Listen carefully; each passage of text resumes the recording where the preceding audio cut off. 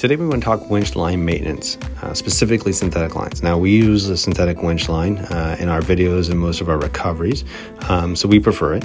First thing you're going to do, pull that winch line all the way out. We recommend doing this periodically, perhaps as much as monthly.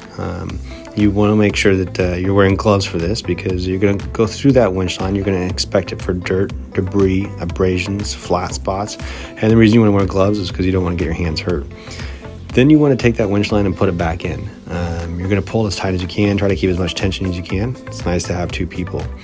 As the winch line comes back in, you want to make sure that it goes across the drum of that winch evenly. So you're going to go back and forth, making sure that that winch line is even on all sides. Lastly, I always prefer to cover up my winch, especially synthetic winches. Now there's a lot of debate on if sun destroys line or not. I'm not totally sold on that, but at least keeps mud and dirt and debris away from the line, which can cause abrasions and can cause winch line damage. If you have any questions, feel free to DM us.